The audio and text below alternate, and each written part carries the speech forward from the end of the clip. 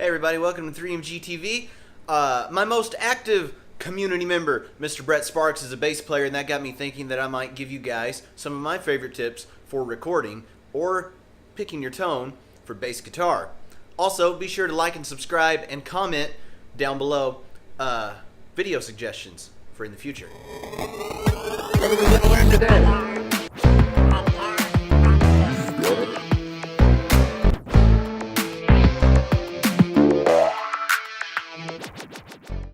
So the first thing I want to talk about is with all this stuff is it's a matter of context. So the type of track and the type of song, the sort of genre of music that you're going to be recording or playing is going to dictate a lot of what you do and a lot of what your bass guitar or bass instrument's purpose is in the greater sort of scheme of the track. So most of the time the bass has to work with the kick drum. So those two need to be put together a little bit in their mixing. You can't really just EQ and prepare your bass track soloed all by itself, do the kick drum soloed all by itself, and then just expect them to work perfectly together, especially once you put in guitars and vocals and other things like that. Number two is know what frequencies that you actually need for a bass guitar to sound like a bass guitar. So a lot of times, especially in live bands, you'll see this happen where a guy has a giant bass rig or maybe he's got a large PA and he runs into that. But someone says to themselves, I play bass, so I need more bass in my bass or more lows.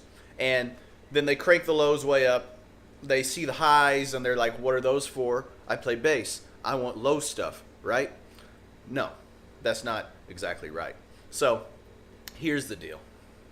Let's go back to the kick drum thing because the two are intrinsically linked. The kick drum will activate the sub at like 40 hertz, say, and then you get the thump and everybody's happy. But then also, and I'll do another video talking about this, you want it to also kind of click at, say, 800 hertz or 1000 hertz. And that's where you get the definition, because otherwise you would just have a thud and it wouldn't mean anything to the rest of the sort of top end of the track.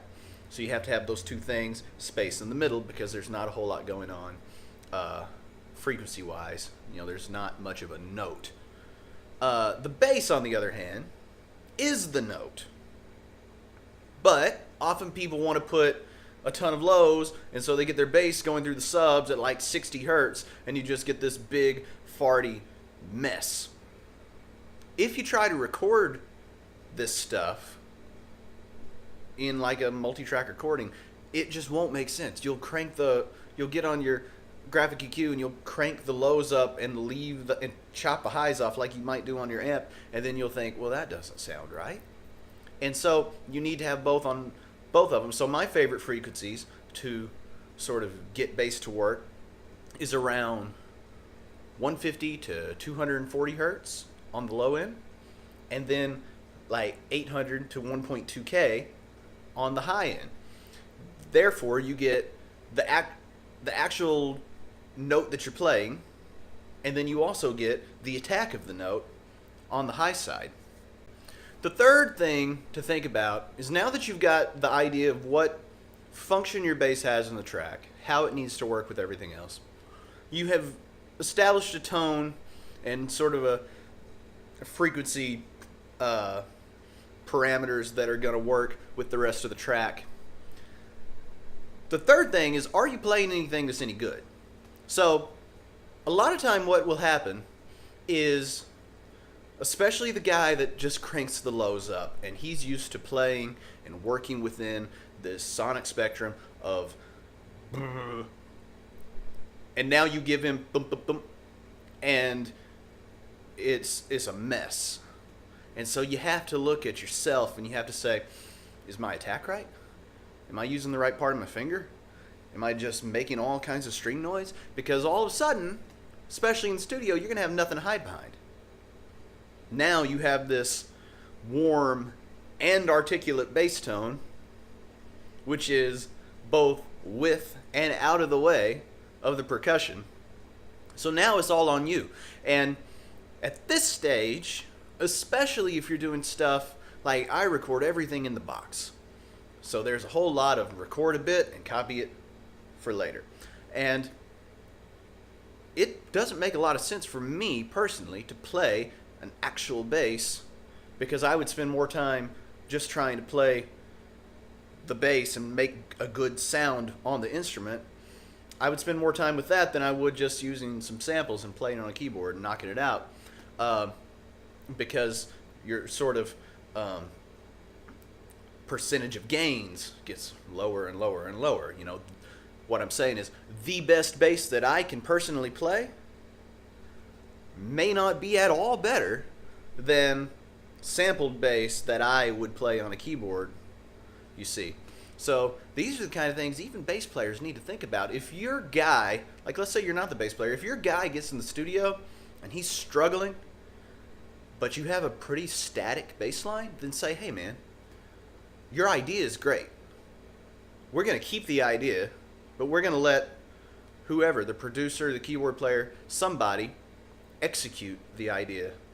Because back to tip 1, it's all about the context. What are we trying to do? Are we trying to represent everybody's performance? Which you would be. The idea is still yours. Or are we just trying to have a good sounding song at the end? Anyway, I hope those ideas help you to clean up and make more sense of your recordings. I'm going to do some more videos like this. You know, it seems like a forgotten art form lately on music that I hear on the radio, but acoustic guitar rhythm as shaker is a thing that people used to use a lot. And you know, again, it's all about the context, and it's all about what we're trying to do. It's all about getting instruments to function at frequency ranges for a purpose. Because all we really want to do most of the time is figure out a way to get some sort of danceable rhythm for somebody to sing on, so that people riding around in their car can sing.